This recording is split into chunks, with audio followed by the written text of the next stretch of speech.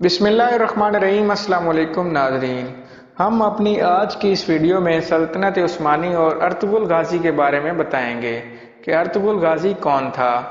مزید ڈسکس کرنے سے پہلے ویڈیو کو لائک کریں، چینل کو سبسکرائب کریں اور بیل آئیکن کو ضرور پریس کریں۔ ارطغرل غازی کے نام سے ایک ترک ڈرامہ پاکستان ٹیلی ویژن پر اردو زبان میں نشر کیا جا رہا ہے، لیکن اردو زبان میں ڈبنگ سے قبل یہ ڈرامہ پاکستان میں اس حد تک مقبول ہے کہ اس کے مداحوں میں وزیر اعظم عمران خان کو بھی گنا جاتا ہے، جو اس میں دکھائی گئی اسلامی تہذیب کی تعریف کر چکے ہیں۔ عثمانی روایات کے مطابق ارطغرل سلطنت عثمانیہ کے بانی عثمان اول کے والد تھے۔ اس کے علاوہ ان کے بارے میں حقائق پر مبنی معلومات نہ ہونے کے برابر ہیں۔ کئی صدیوں تک دنیا کے ایک بہت بڑے حصے پر حکمرانی کرنے والے اس خاندان اور سلطنت کا آغاز تاریخ کے دھندلکوں میں گم ہو چکا ہے۔ تاریخ کی کتابوں میں عثمانی روایات کے علاوہ اس دور کی دو ٹھوس نشانیاں، ایک سکہ اور ایک بازنطینی سلطنت کے مورخ کی ایک تحریر اور عثمان کے ایک خواب کا ذکر ملتا ہے، جس کا ہم آگے چل کر ذکر کریں گے۔ جو بات طے ہے وہ یہ ہے کہ عثمان کا تعلق آج کے ترکی میں اناطولیہ کے علاقے میں آباد ترک خانہ بدوش قبیلے سے تھا، اور اس کی حکومت اناطولیہ کی چھوٹی چھوٹی حکومتوں میں سے ایک تھی جن کی طاقت میں زیادہ فرق نہیں تھا۔ سوال یہ پیدا ہوتا ہے کہ آخر عثمان یا پھر ان کے والد نے ایسا کیا کیا کہ صرف اسی خاندان کا راج قبیلے سے چھوٹی ریاست اور پھر اناطولیہ کی بڑی سلطنت بننے سے 3 براعظموں میں پھیلا اور پھر خلافت میں تبدیل ہوا۔ سلطنت عثمانیہ کی بنیاد 14ویں صدی کے اوائل میں رکھی گئی اور یہ 20ویں صدی میں ختم ہوئی۔ اس دوران ایک ہی خاندان سے تعلق رکھنے والے 37 سلطان اس کی مسند پر بیٹھے۔ ایک مورخ کے مطابق کسی خاندان کا مسلسل اتنی دیر حکومت کرنا معجزے سے کم نہیں ہے۔ مورخ کیرولائن فنکل اپنی کتاب عثمان کا خواب سلطنت عثمانیہ کی کہانی میں لکھتے ہیں کہ عثمانیوں کی کامیابی کی وجوہات کچھ بھی ہوں، لیکن ان کی اناطولیہ میں اپنے ہمسایوں کے ساتھ 2 صدیوں پر پھیلی ہوئی لڑائی انتہائی سخت تھی۔ ارطغرل کے بارے میں عثمانی روایت۔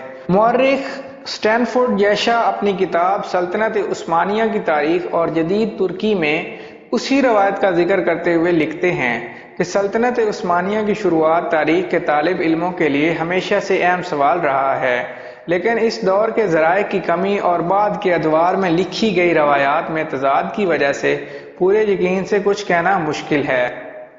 انہوں نے اسی مشہور روایت کو بیان کرتے ہوئے لکھا کہ عثمانیوں کا جد امجد سلیمان شاہ تھے، جو کائی قبیلے کے سردار تھے اور 12ویں صدی کے آخر میں شمالی ایران کے ایک علاقے میں آباد رہے۔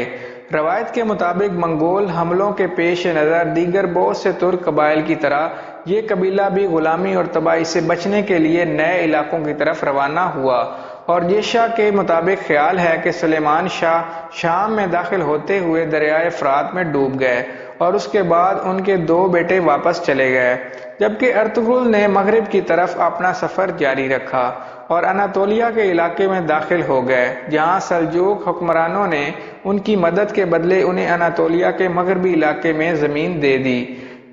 جیشا کی کتاب میں درج اس روایت کے مطابق ارطغرل 1280 میں چل بسے اور قبیلے کی قیادت ان کے بیٹے عثمان کو مل گئی۔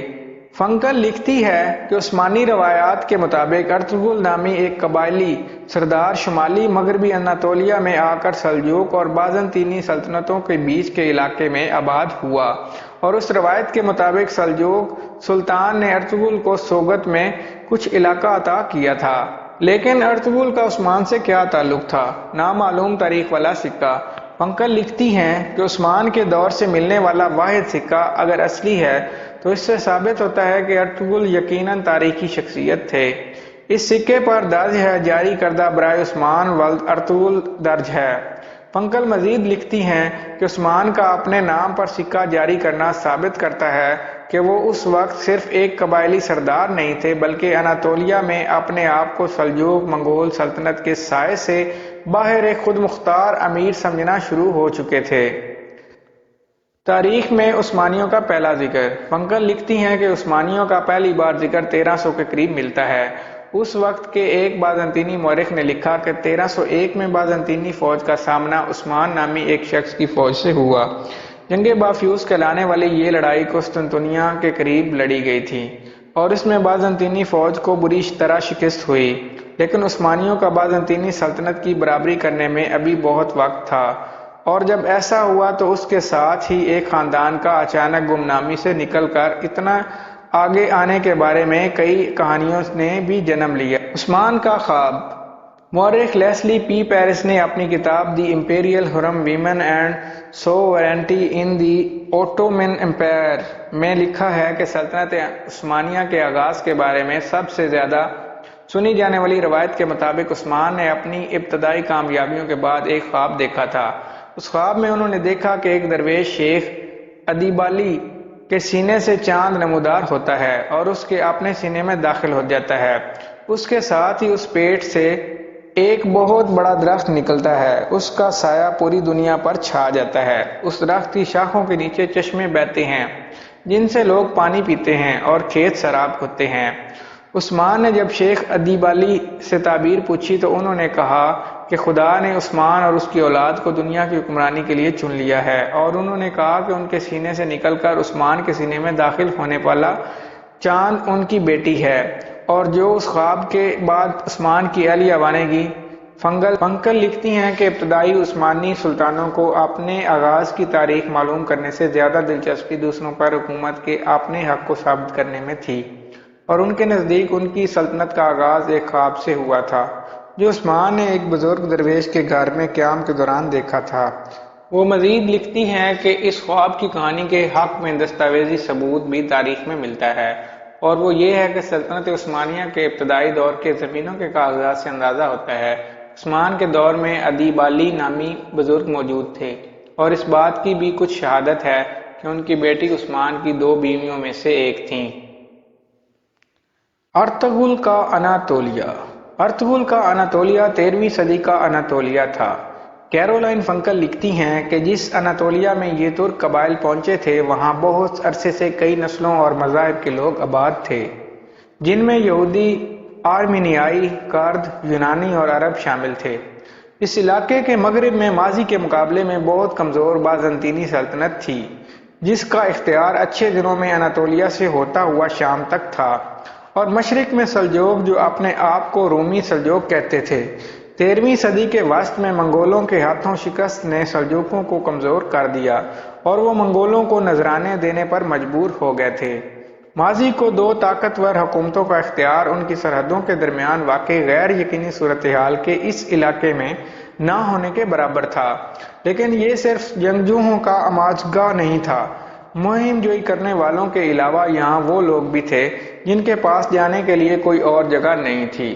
فنکل فرنٹیئر کے اس علاقے کی جہاں سلطنت عثمانیہ کی بنیاد رکھی گئی تصویر کھینچتی ہوئی بتاتی ہیں کہ اس علاقے میں خانہ بدوشوں، نیم خانہ بدوشوں، لٹیروں، فوجی مہمات کے شوقینوں، مختلف پس منظر والے غلاموں، درویشوں، راہبوں اور بکھری ہوئی آبادیوں کے دورے کرتے پادریوں، پناہ کی تلاش میں نکلے ہوئے بے گھر کسانوں، شہر والوں، سکون اور مقدس مقامات کے متلاشی بے چین روحوں، سرپرستی کے متلاشی مسلمان اساتذہ اور خطرات سے نہ ڈرنے والے تاجروں کی گزرگاہوں کے جال بچھے ہوئے تھے۔ فنکل لکھتی ہیں کہ اس بد انتظامی والے علاقے کی خاص بات مسلمان درویشوں کی موجودگی تھی۔ مسیحی راہبوں کی طرح وہ بھی ہر وقت سفر میں رہتے یا پھر اپنے پیروکاروں کے درمیان قیام کرتے اور ان کی زندگی روایات کا حصہ بن گئی۔ درویشوں کی کھولیاں علاقے میں اسلام کی اس تصویر کی نشانی تھی جو اناطولیہ میں سلجوق کی سلطنت کے سنی اسلام کے ساتھ عام تھی۔ سٹینفورڈ یشا اپنی کتاب میں لکھتے ہیں کہ ترک یعنی خانہ بدوش جب اناطولیہ آئے تو صوفی بزرگ بھی ان کے ساتھ ہی آ گئے، جس پر طاقتور سلجوق حکمرانوں کو کوئی اعتراض نہیں تھا، کیونکہ وہ ان صوفیوں کو لوگوں میں مقبولیت کی وجہ سے اپنے علاقوں سے نکل جانے پر خوش تھے۔ جیشا مزید لکھتے ہیں کہ اس عمل میں کچھ مسیحی ہلاک اور اپنا علاقہ چھوڑ کر جانے پر مجبور ہوئے، لیکن زیادہ تر اپنی جگہ پر رہے۔ کچھ نے اسلام بھی قبول کیا، کچھ ترک صوفی سلسلہ مسیحی مذہبی مقامات میں بھی داخل ہوئے، جہاں مسیحی اور مسلمان ساتھ ساتھ ایک ہی جگہ پر عبادت کرتے نظر آتے تھے۔ ارطغرل کا مزار۔ سوگت کے علاقے میں ارطغرل کے نام کی ایک چھوٹی سی مسجد اور ایک مزار ہے، جس کے بارے میں کہا جاتا ہے کہ وہ ارطغرل کے بیٹے نے ان کے لیے بنائی۔ اور پھر جس میں عثمان کے بیٹے ران نے اضافہ کیا۔ کیرولائن فنکل لکھتی ہیں، اس مسجد اور مزار پر اتنی بار کام ہوا ہے کہ اس کی پہلی تعمیر سے کوئی چیز نہیں بچی، اس لیے کسی عمارت کے بارے میں پورے اعتبار سے نہیں کہا جا سکتا کہ وہ عثمان کے دور کی ہے۔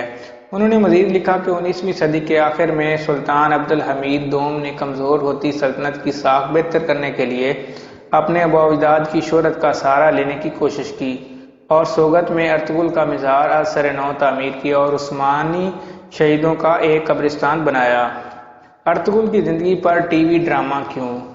امریکن یونیورسٹی آف بیروت کے ماہر بشریات جوش کارنی نے مڈل ایسٹرن ریویو میں شائع ہونے والے ایک مضمون میں سوال اٹھایا کہ ترک حکومت نے کئی مشہور کرداروں کو چھوڑ کر آخر ارطغرل کا ہی انتخاب کیوں کیا؟ جوش کارنی کہتے ہیں کہ سلطنت عثمانیہ میں سلطان سلیمان 1520 سے 1566 اور عبد الحمید دوم 1876 سے 1909 کی شہرت ارطغرل سے بہت زیادہ ہے، لیکن ارطغرل پر ٹی وی سیریل بننا بغیر وجہ نہیں۔ ترک ٹی وی چینل TRT کی دنیا بھر میں انتہائی کامیاب سیریز دی ریلیز ارطغرل ان کے کائی قبیلے کی اناطولیہ میں مختلف دشمنوں سے لڑتے ہوئے پیش رفت پر مبنی ہے۔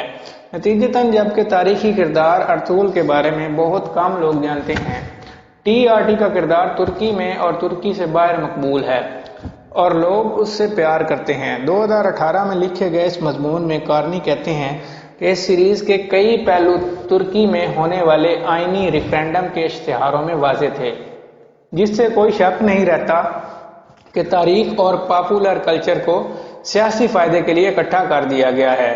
کارنی کہتے ہیں کہ ایک ایسے کردار کے بارے میں ٹی وی سیریل بنانے میں جسے لوگ نہیں جانتے، آسانی یہ ہے کہ اس کو کسی بھی رنگ میں پیش کیا جا سکتا ہے، جبکہ مقبول شخصیات کی خوبیوں اور خامیاں کے بارے میں لوگ آگاہ ہوتے ہیں۔ کارنی کہتے ہیں کہ اس سے پہلے سلطان سلیمان کے بارے میں سیریز اسی لیے اس طرح کامیاب نہیں ہو سکی تھی۔ ارطغرل کے بارے میں سیریز بنانا ایسے ہی تھا جیسے خالی سلیٹ تختی پر مرضی کے رنگ بھرنا۔ اگر آپ کو ہماری ویڈیو اچھی لگے تو ہمارے چینل کو سبسکرائب کریں، ویڈیو کو لائک کریں، شیئر کریں۔ Thank you.